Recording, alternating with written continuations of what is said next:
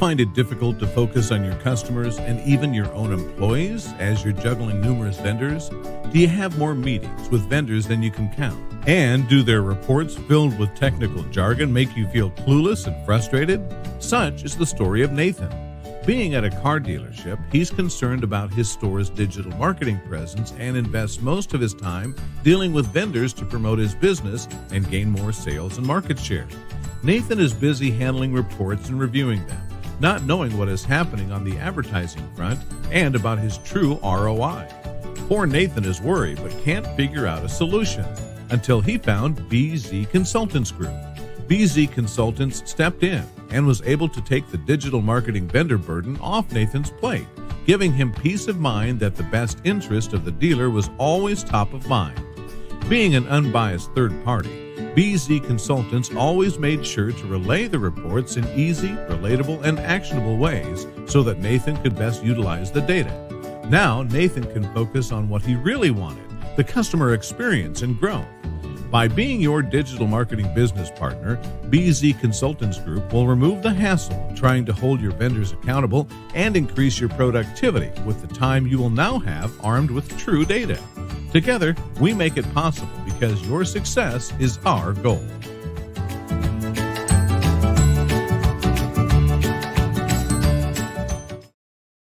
Welcome into the Furniss Fast Lane, our Facts Not Feelings Furniss Fast Lane. It is Friday, gentlemen. We are here. We're excited. And we've made it to Friday, which we're talking offline was a little dicey getting there to Friday day, I think, for the most of us. This is one of the drug on. Oh, man. It's like quite a few like that have been like the last few weeks. I'm like, man, I kept thinking, Thursday, it's Friday. I think Wednesday's Thursday. I was like, Brooke, you still have another 24 hours. Get your shit together. Come on, let's do this. But I was so excited to bring in, we had our episode that just dropped. We had on the episode itself, the little Hollywood, Brady Bird Squares. So George, we swapped out Patrick, swapped those two. Katie, sending best wishes to you. But we're all going to be in Austin at DMSC. So we're really, really looking forward to that. So I just want to real quickly, because it is Friday, there's been a lot going on. We barely know our names at this point. If you're unaware, I've got Jason, who's with Wikimotive. We've got Zach, who's become a regular on the show at this point with Wikimotive, and George, who has, you all know George. Like George, I try to do introductions for you. I'm like, well, he's an author, he's a founder, he's got GMB Spy that I use all the freaking time. Like George, what don't you do? I've just been around longer, maybe.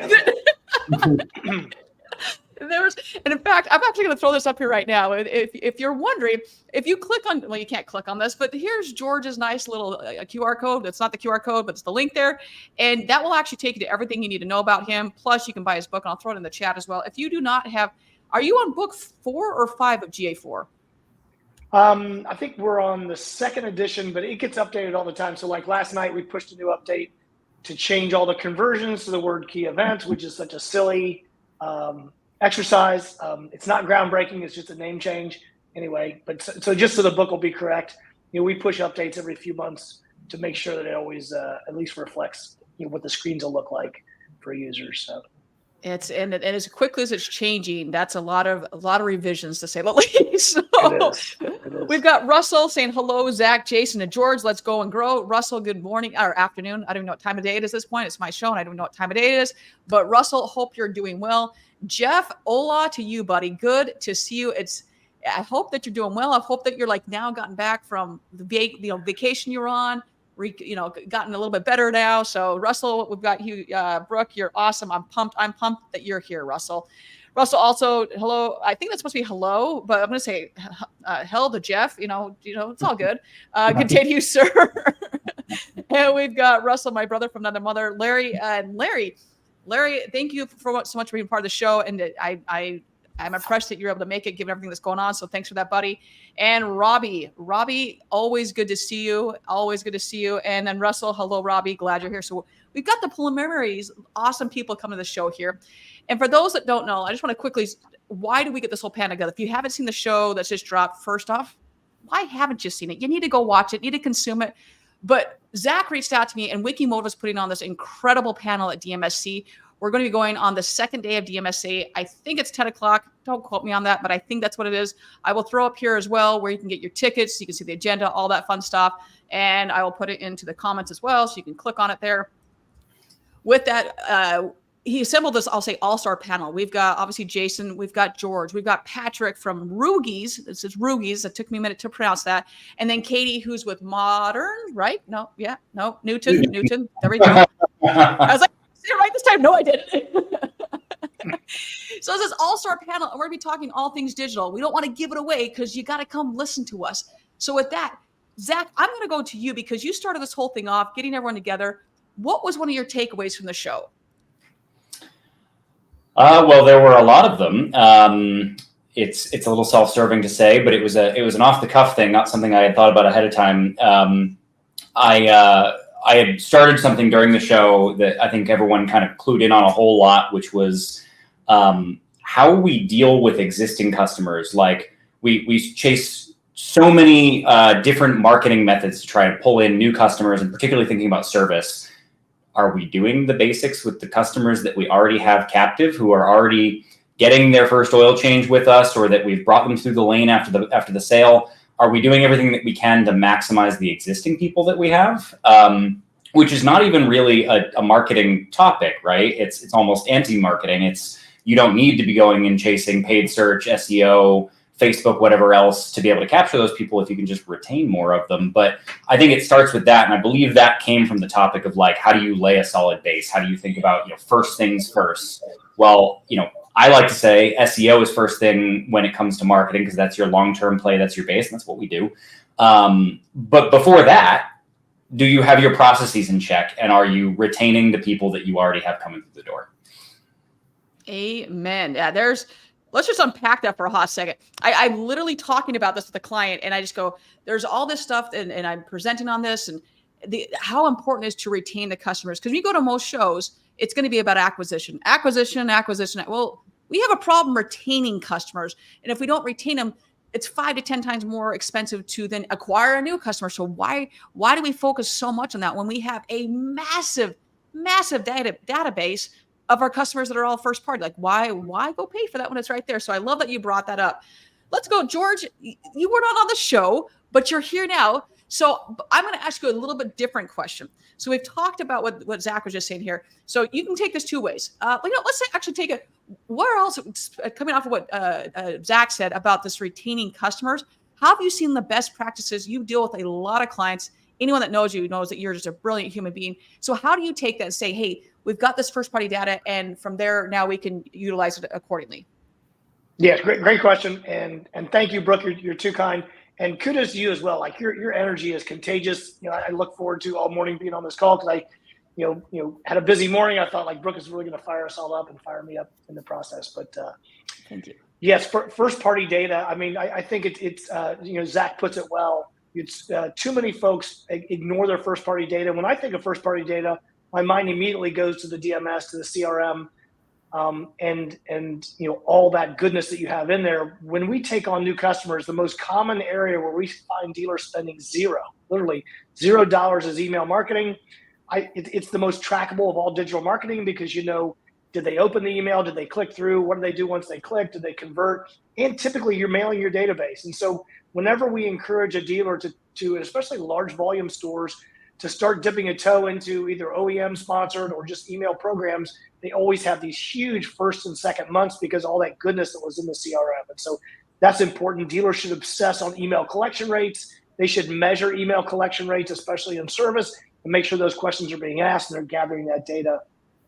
The other thing around first party data is retargeting, right? So retargeting is simply the concept of if I go to Bass Pro Shops and put some fishing gear in my shopping cart, and then I go to watch the news or whatever it is, and I see those reminders about that fishing rod in my shopping cart, that's retargeting. That targets me because I was first party on that site. And so dealers should definitely be running those. Most stores are running retargeting, but ask those questions. Ask your vendor to say, how are my Facebook retargeting campaigns performing, and what is my frequency? In other words, how often are they seeing those ads? Is there an opportunity to increase that? And so there's a lot more to be said about first party data, but it's certainly one of those first dollar spends that dealers should make. I love that you broke that down. That was something in particular. Like we even talked about this personalization and how I know that most people are like, yeah, I want those ads personalized. I'm exact opposite. I like to have my stuff really locked down. I use browsers that don't track me. I clear my cache and cookies all the time. But I want to go to the part about the email campaigns. And I've just seen too often in our industry where they do an email campaign, but it's one and done. There's no follow-up. There's no drip campaign. And I had a gal named Ashley on the show probably a month ago. And she's saying how I believe she used MailChimp. When I was in the dealership, I used Constant Contact because there's just more, you have more options at that point to say, hey, I'm not just going to send one email out. Here's how I can A/B test this. I can do this. Oh, if they click on here, to your point, George, if they go somewhere, hey, I can see they clicked on this, let's send something else out. And I'm going to go, Jason, next to you on this one. Being in the dealership and then also now over on Wikimotive, did you do this at all? Or were you guys just, hey, we're just going to do it with the CRM and call it good? No, we ran it on a couple of different fronts. There was definitely drip campaigns that we ran, and they were effective. They were more effective with customers that we already had, for sure. But I think every dealership, when it comes to those types of things, they're like, their initial mindset is, we already have these customers. I don't need to worry about them. I want to get people in here that I don't know. And so how can I conquest email? When in reality, like the effectiveness of that drops significantly. So where is your priority? Like if you have such an amazing database full of people, like why aren't you using that to your advantage to bring other new customers in? Hey, send us your friends, this kind of things. It can be simple emails. Not every email that goes out has to be some salesy email. Like be informative, be helpful.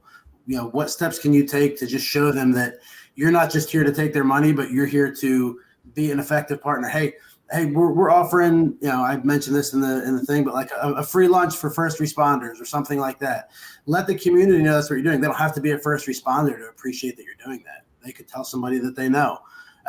And not even just that, but when you take steps beyond that, I can hit somebody with an email.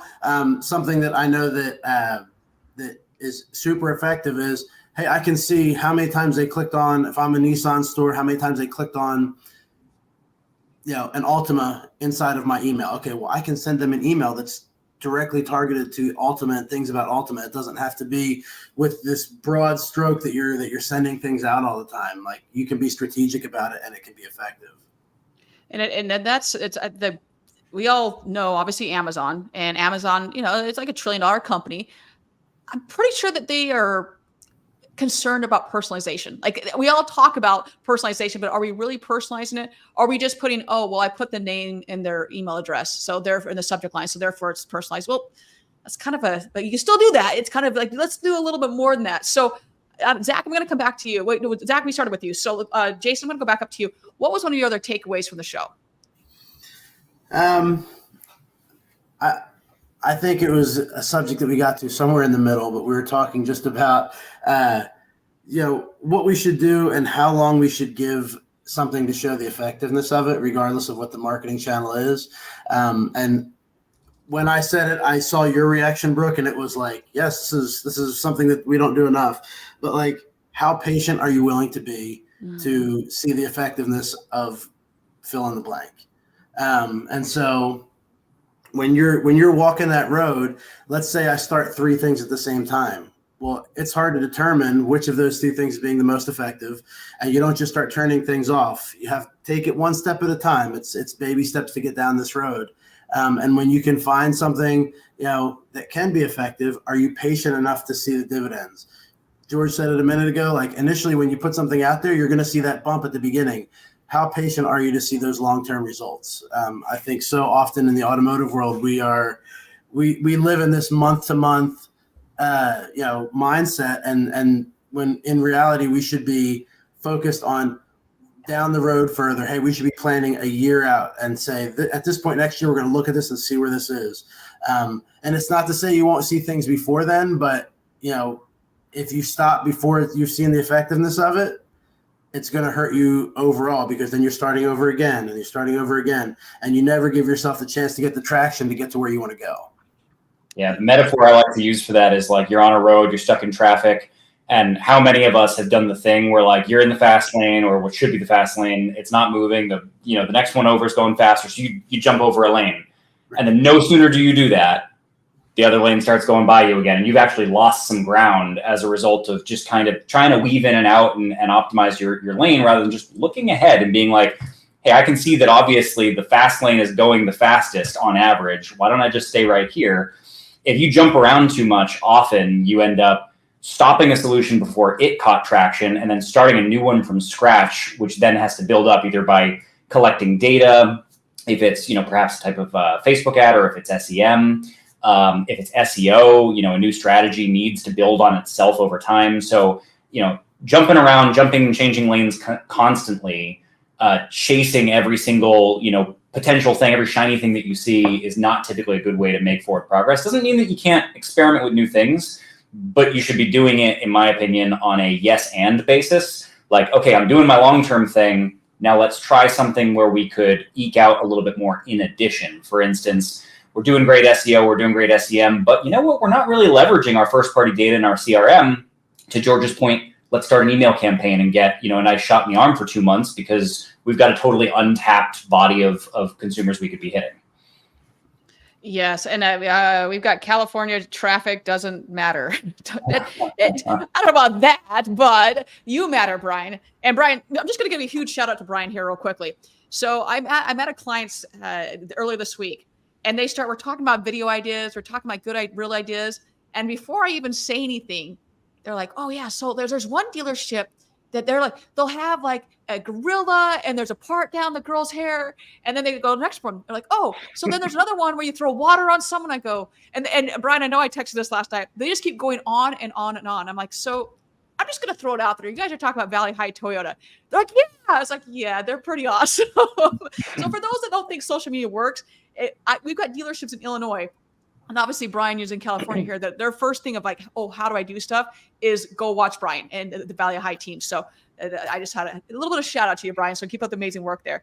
And I'm going to ask everyone in the chat right now. I'll answer one of these questions for me. Brian is the GOAT. Yes, he is. 100% he's the GOAT of video. Not even a question there, Micah. And Micah, always good to see you.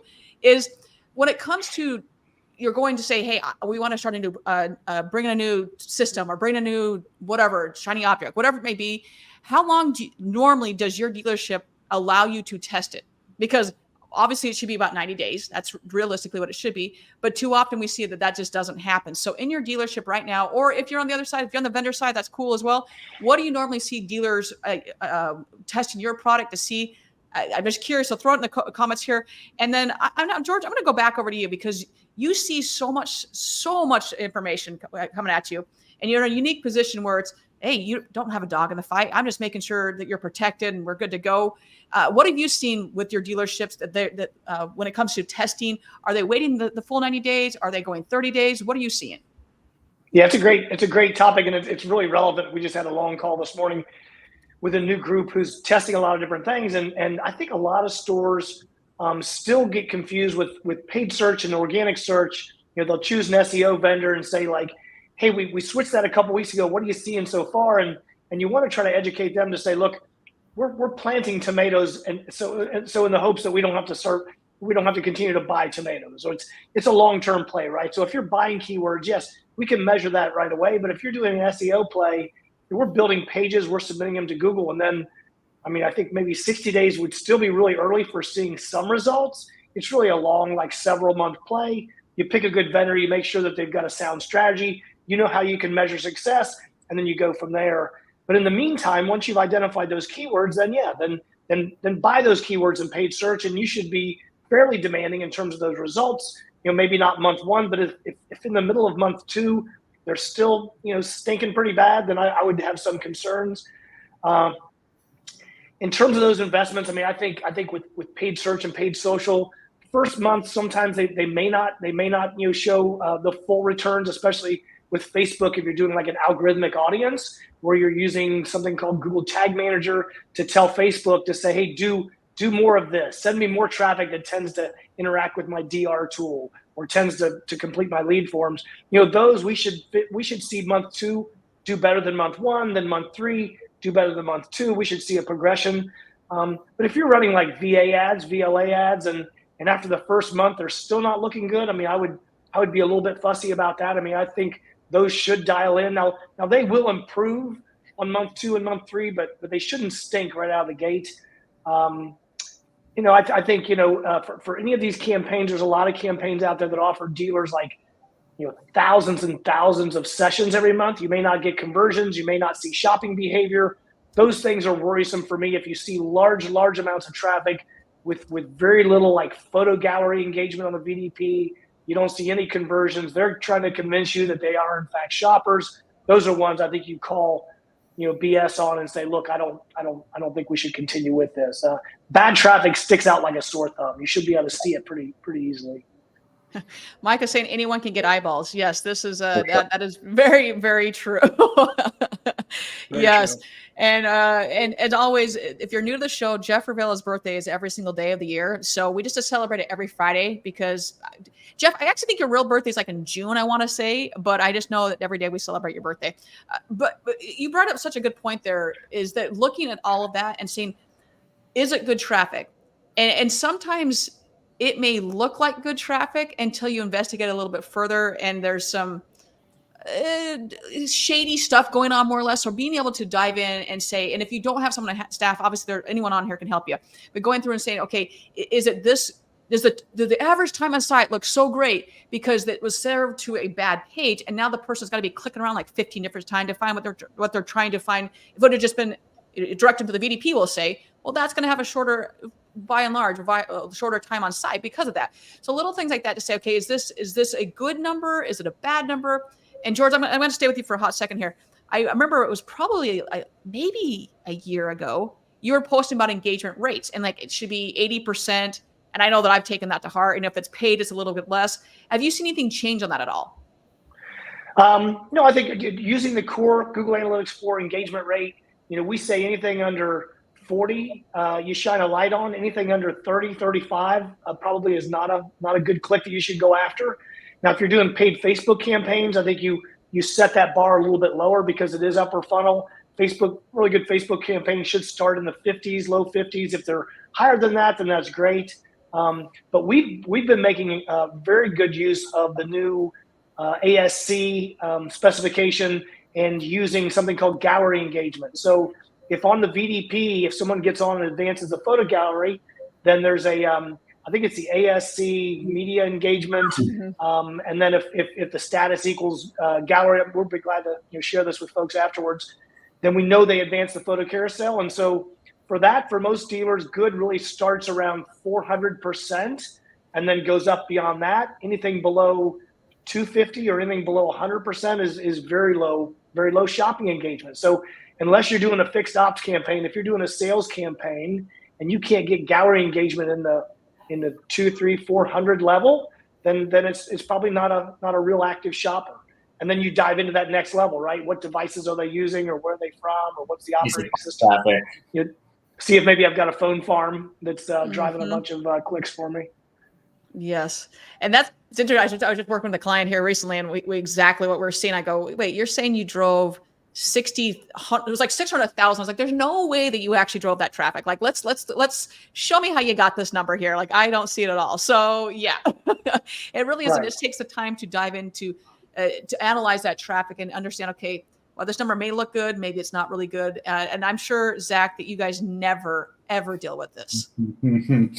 All the time. And despite the fact that SEO is our bread and butter, we spend, like George and Brooke, just like you guys, I feel like we end up doing more in the consultation space than, we do even having conversations about the bread and butter of the product that we're providing. And so frequently it's like, I signed up for XYZ tool and they're driving so much traffic to my website and people get excited about it. It's like, well, hold on, let's pump the brakes and see what did that traffic do. And I like to, I believe, especially because George, I know how thoroughly you look at all of this. I believe you've always got a sound way of looking at this, but like when anybody, off the street, so to speak, says to me like XYZ engagement rate or something like that, I start asking questions.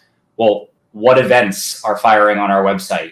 What's driving engagements? Because, it's the same as if you're looking at your conversions and you just look at the sum and you're a dealership that has VDP view as turned on as now a key event. That's not a correct number. You're measuring an invalid number. And so you have to look at all of these metrics that you're trying to consider about your traffic and understand, what do they mean? What could potentially be artificially inflating that thing, all the way from traffic at its most simple through to forms of engagement, because it can absolutely be like every single click or a scroll is being counted as an event, and then all the way through to key events if we're measuring things that are not really signals of hard conversion, or at least soft conversion, if that's the best we can do.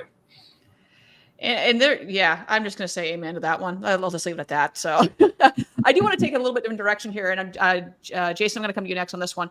Is we talked how we could maybe about a campaign that you didn't think was going to do so well, but going through and looking at your market in general and say, okay, our community, they're really big on X, Y, Z. Let's do this and this. And we talked about just maybe some unconventional methods of having campaigns. And Jason, you had a pretty good one about, I think it was firemen or something like that. You guys did a lunch for it. Mm-hmm. How about we talk about that?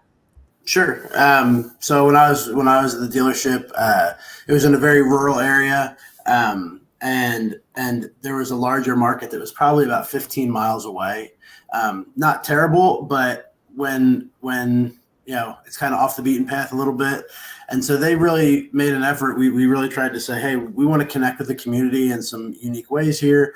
And it started off just, hey, we want to reach out to first responders.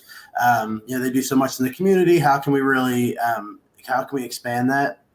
And so we started offering free lunch, and we did it once a month. And it was, hey, come get barbecue today. And we would sit there and we would have the people on staff, go sit with these guys, talk with them for a little bit. And at first it was just a way to give back to the community. But over time, when they were patient with it, it really grew into something else. It got to a point where it really became the talk of town. Now, granted, it wasn't a big town, but it made a difference. And that reach started to grow. And it was, hey, we're going to, did you hear about these guys? They're doing lunch for first responders, and we had first responders coming from towns away to get the lunch, and so that it started to grow. And then people would come in the store. Hey, we've heard about how you guys are doing this stuff with first responders. It wasn't a huge deal, but over time it grew into something that was super effective, and it just started from a place of we want to connect with the community. And it's crazy how those things work. One of the other dealerships I worked with, they sponsored a local soccer team, and all the jerseys had the logo on it. The not too long ago, it was probably a month and a half ago, I was out at the fields and I just walked through the lot, and just part of the lot that I walked through, I counted 30 cars with that dealership's emblem on it. And, this was, all they did was sponsor the team. They're helping the kids so that they can play. They make it so that kids that can't afford to pay to play can play. Like, that was the point behind this. And that, it makes a difference. People see it. They know what you're doing. They don't want you to see you as just, someone that's in the community to take money from. How are they giving back? I have to give Mike Abendanza credit from Newton. He does a great job of finding ways to connect with the community. They do an awesome job. That's one thing in particular. Like, when we look at our industry, and I know we get a bad rap, or trust as much as politicians, all the things you want to say. That being said, we give back to the community more than I would venture to say just about any other local business. Like, it's crazy how much we give back. And so little things like that makes it such a big difference. And please get some social media about this, because it's so great that you go and do it. But too often you'll see dealers, draw back and say, well, I don't want to brag about it. Well, you're not bragging about it. If it's truth, you're not bragging. Like, this is what you do. So definitely make sure that you capitalize on that as well. And also just not stroke a check and have a meaning behind it. George, I'm going to go on a limb and say you've probably seen some either campaigns you thought were going to do really well and then bombed, or, hey, I didn't think this would ever do well, and oh wait, it did. Yes, all the time. And to just back to Jason's point, and you used the word trust, Brooke. I think those sponsorships and those community outreaches just they build trust, and they give the audience, the non-automotive audience, an opportunity to have a friend in the car business. I just get asked all the time by friends who know that I'm in the business, hey, do you got a local dealer who sells Mercedes or sells Toyota that you trust that I can? They just want to trust someone. They want to feel like they have a friend in the car business, and probably by sponsoring that little league team and showing up on occasion, or if the first responders are building those relationships, they're like, hey, go buy here. I've met those guys. They're really great. I got a salesperson I'll recommend you to. So it just allows consumers not to just go shoot in the dark with people they don't know. They've got some level of trust. But yes, switching gears. So campaigns, I get surprised all the time. And so, often when I work with dealers, sometimes agencies will get all uptight, and they're, when I try to say like, we're not, we don't have all the answers, and we're certainly not trying to, get any agency removed. We're just trying to be another set of eyes and use our reporting to try to, add some insight, but we would love to be surprised as well. And so, yeah, often like one example would be VLA campaigns, the vehicle listing ads, breaking those out for individual vehicles versus CPO versus new versus used, seeing a lot of experimentation around that, and sometimes having those be very surprising, even though I came into them skeptical. I think keyword buys, going after specific audiences in paid search can be very difficult, like subprime and credit. I'm often skeptical on those, but every once in a while an agency will come through and just have a really good methodical approach. It usually starts with a really low cost per click. You always have to ask those cost per click questions, because nothing is worth it at $10 or $20 cost per click, right? And so if they're able to get those dialed in, then you can often be pleasantly surprised. But I don't know, those are great examples. I learn from great agencies all the time on just different audience approaches, or just different follow-up methods, or creative, or just different custom landing pages. So I'll something to build on that just a little bit, and almost the antithesis of it, where sometimes it can be surprising that a tightly targeted ad or marketing method aimed at, like, say, subprime works really well, because there's a whole different kind of intent in that kind of a thing. But also sometimes going wider can be surprising. So our interesting experience has been on Facebook ads with, like, how much do you cut it down to individual models or model segments versus how wide do you run it?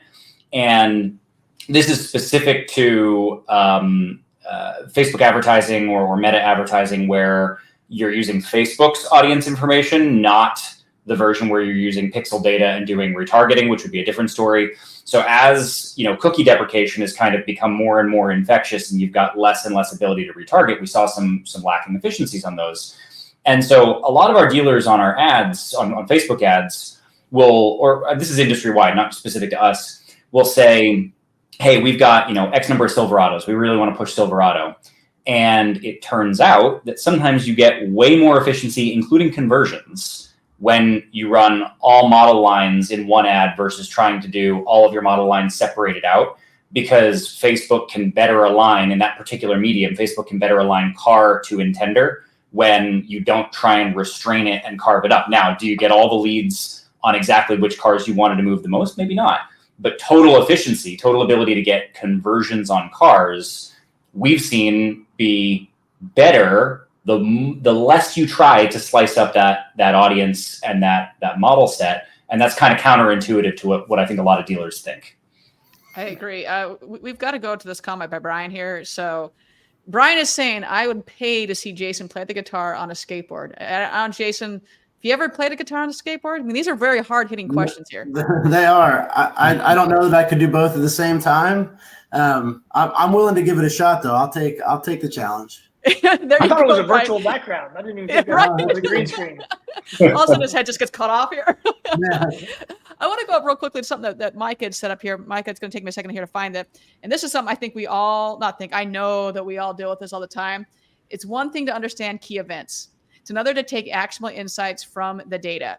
And that is something that I can go on a limb on this one to say that when we go into a dealership and they have just been bombarded with a bunch of technical jargon, and they just look at you with, I don't know what the hell this means. Why is it so complicated? And so when you can go in and say, hey, this is what the data is showing, and translate that into auto talk and say, this is how we can improve. Oh, here's how we're doing well. That is an invaluable asset. And I just thank you so much for Michael for putting this. Is something that I know that I can go on a limb on this one and say that I think we're all pretty big on this one as well, because it's a lot of complication of stuff. And it's a lot of times when I see that, it's just for someone to be able to charge more money. It's like, well, I get what you're doing here, but if you can educate the dealer on this, man, teach a man to fish, right? So Micah, thank you so much for that comment. I really appreciate it. And Joshua, I did not see you on here earlier. It's good to see you. Take the challenge and the money. Go for it, Jason. That's all I'm going to say. We might have an emergency room photos after that one. Yeah. You're ready to call 911.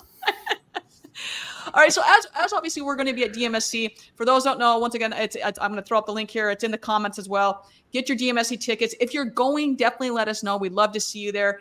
And before we actually no, let's go with this, Zach. And I hope I'm not speaking out of turn here right now. We're doing like a little happy hour thing. Is that correct as well? Like a meet and greeting thing? It's even better than a happy hour. It's taken quite a form. So it is going to be what do I want to say? There's a capacity limit, but it's a healthy one. So after the evening after our panel, we're going to be in the lounge in the kind of above the bar in the hotel. We've rented out the whole place, and it's going to be a meet and greet with the panel, opportunity to ask more questions, opportunity to network. And there will be wristbands. So you do have to come see us at the booth and get your fancy schmancy wristband to get in. But it's going to be open bar and an opportunity to do networking, to talk marketing, to shoot the stuff and, have a drink and enjoy some company. There will be food. So for everyone going to DMSC, you're not going to miss out on your dinner plans by coming. It will be good food. And there's, rumor has it, we're going to have a special Wikimotive drink with the premium booze in it. So I think it's going to be the Whiskey Motive.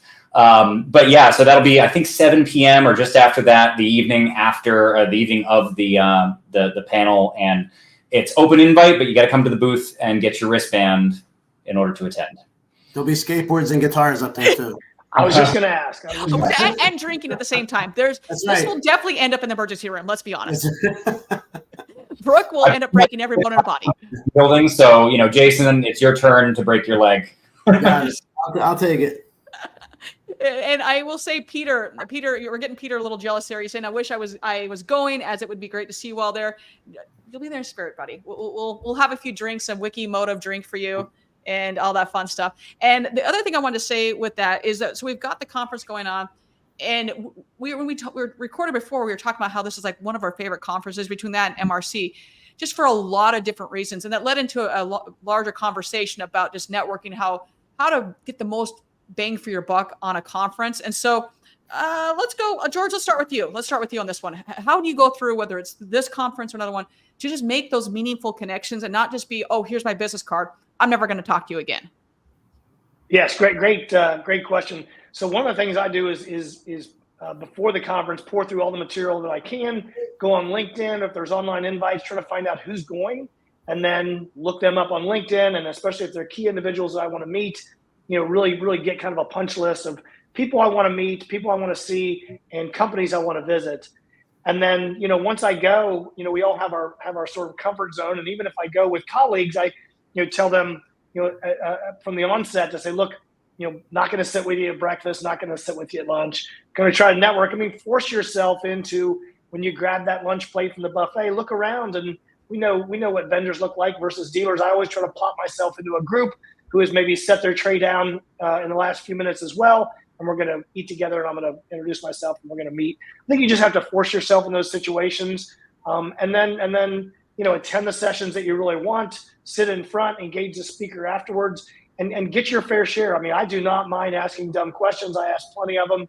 Ask those questions, get your answers, and just, take advantage of the opportunity. I mean, there's no time throughout the year where you're going to be around that many like-minded peers, that many people who are also probably shy and afraid to introduce themselves. So just take advantage of it. Log the people that you're meeting, log what you're learning, grab business cards if that's what you do, and then have a good follow-up afterwards, right? If there's people that you've particularly, you've gotten their information and you want to follow up with them, write those follow-ups on your flight back. Have it really be something where they can remember you because they just met you, and just, engage hard. And Brian, we're excited. Brian, I don't know if I've ever seen you. So I've seen you. Let me take that back. I've never seen you at this conference. So it'll be great to see you there, buddy. We got Jeff saying, Jason, what board is over your left shoulder? It looks like a version. I'm going to screw up the name there. So these are, like I said, very hard-hitting questions today, guys. They're two Jesse Alba boards is what they are. There you go, Jeff. I used to skate longboard a lot, and then as I've gotten older, I needed the old fat guy boards, so that's kind of what I go to now. Now it makes the falls less embarrassing if it's a big old fat board. So And then what's your snowboard? Since we're asking, questions about your boards back there. It's a K2 board. Okay, nice. I had to get a new one because I went off trail and took a huge chunk out of the bottom on that one. So, yeah. Hold up, Micah, are you not going to be at DMSC? This is like DMSC without Micah. I was going to say, Micah, I do not approve this message. Who's going to do the yoga class? We're all going to ride it. A 20-mile run. Right.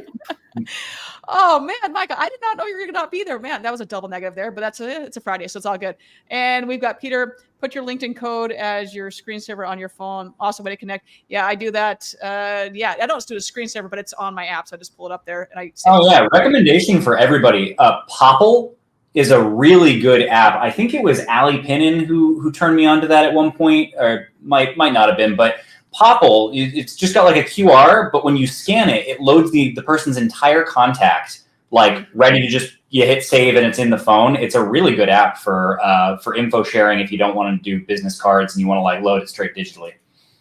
And I started with a company called Blue Social, and then it started off great, and then you had like Link come out. Yeah, so I use Link now. Who does it? Try to send this one more time. Jason, and let's start with Jason. Do you use a digital business card? I use Dot. Dot, okay. George? None. I don't. I've demoed and played with some of them, but yeah, just old school. Linking to them. No, it's all good. I like the QR code. The QR code idea is a great one. George carries around his Rolodex. Yeah. I used to back in the day. But no. I still keep some business cards on me. For the most part, statistically, they're going to. Oh, Micah's saying, "Hey, Micah, you're throwing on paper cards as well." I would have thought you would have been digital. That's okay. Rocket, and he doesn't also. What was that? Yeah, both. Yeah. And I'll put on my business card a QR code that links to my Link app. So like anytime, even on like the bottom of my email signatures, there's a QR code that people can scan if they want, but you also can just click on it, click on it, and it will take you into all of the connections. And to George's QR LinkedIn story, it was an article you did. Oh God, was that like a year ago? And you're saying to make sure you tag it correctly, then you can see when you're presenting. I believe you. That's a surprising one. The QR code on the slide deck is a shocking one. Like you get, I don't know, 10 to 15, in an hour presentation or more. So it's it works. Yeah, and I always have the QR code on the slide, and to your point, it does make it a huge difference. And then you have that information as well. Joe is saying paper is still required. Yeah, paper and pen. In fact, Joe, like I have here, shout out to Fuse right now. I've got while I have all the digital stuff, I definitely still take notes on everything. So it's like there's just something about it. We've got Brian saying Micah braids his hair with a QR code on it. Brian, I always thought they were going to have the humor for the day, so I super appreciate that. I don't even know who we left on. We got a little distracted there. Who didn't answer the question about the conferences? Zach, I don't think you have. Is that correct? I like the from the engaging with other people standpoint. You take George's advice, and I think the simple thing is like if you're there, whether you're a dealer, a vendor, whoever, I go with. If I feel uncomfortable, if I'm like, I don't think I am going to go sit with them, or like, I'm not sure if I should, that's when you should. But the moment you're hesitating about reaching out and contacting somebody and going to say hi, introducing yourself, stepping into the social circle, the moment you're like, I want to turn that way and walk away, no, go do it, because that was exactly the conversation you should be in. And the little bit outside of your comfort zone you should push yourself so that you make sure that you're learning more.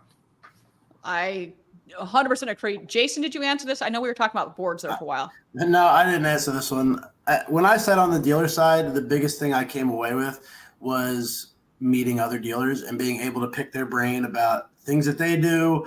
And so, there's people that I will see going to any one of these conferences now that I met during the first conference I went to how many years ago.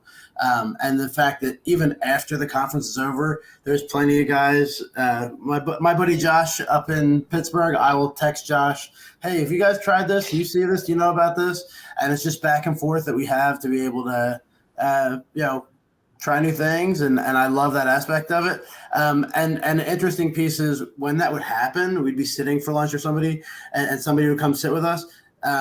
Because we all came from different places, as much as myself and another dealer might connect, it's in the pushback that happens in those places really makes you think. It's something that goes a very long way, in teaching you how to view different aspects of marketing. Hey, they're trying it this way. What am I not seeing? Like being willing to understand mistakes you've made or learn from mistakes they've made. It goes a long way. Jason's a masterful conference butterfly. When he was a client before he was with Wiki, I remember we just watch him, like he just goes zoom right across the booth space, and like he's just talking to one person and another. Like you couldn't pin him down for 5 seconds to like have a conversation because he's just going from person to person to person. Just whatever Jason does, do that. just copy Xerox that sucker. And what George said earlier about, hey, there's no dumb questions. I know we joke that maybe there is, but if you're thinking that question, the probability that someone else is thinking that question and maybe is too timid to ask that question, so ask it, because you don't know the ripple effect that's going to have. I mean, even on the show, like we'll ask one question and it goes in a lot of different directions. So just don't be afraid to raise your hand, or be the buddy system that you're raising your hand and that person's going to raise their hand, because it does make it, we all learn more when we engage together. So for me to say, go ahead. If you don't know it and you're afraid to ask the question, just write it down in your notes. Like anytime you hear an acronym or you hear any kind of word you don't know, and especially if you're new to the industry, just write it down and be committed to go get the definition from a friend or from the internet, whatever it is. But just, don't just take a pass and hear an acronym and let it flow back. I mean, make yourself define everything, make yourself understand things, because over time you'll realize it's just osmosis. You learn often, I think, without even realizing it, and then you'll look back and be like, I know more than I think I know. I mean, I've really learned a ton by asking a lot of questions and taking good notes. Bring those notebooks to us at a happy. What was that, Jason? I said, come see any one of us at the conference. We'll answer your questions. That's exactly, like we got a happy hour. So come see us, bring your little notebook of stuff, whether it's digital or it's the paper, bring it to us and we'll answer the questions for you. Because it's easy to ask questions with whiskey. Very easy. Oh, yes, it is. That is true serum, and all of a sudden you got courage as well. So it's fantastic. Right. All right. Well, first off, I just want to once again thank you to Wikimoto for putting this panel together and getting this incredible team together. It is. I know I'm a little biased, but it's pretty stellar lineup here. So thank you so much to Zach, to Jason, to everyone over. I can't name you all. I can, but it would take too long. Everyone at Wikimoto, and for everyone that's participating, thank you everyone for being here today. And like I said, if you're going to, the answers get better too. Yes, they do, Joe. 100%. Everything's better with alcohol. Let's be honest. So, except not my voice, Joe. As you know, my voice goes pretty quickly after that. But like I said, we'll be there. It's going to be Tuesday, not Tuesday. It's the second day. I think we're at 10 o'clock or something like that. Something along those lines. You can go check out. You've got the link to go get your tickets, see the agenda of all that. We really hope to see you all.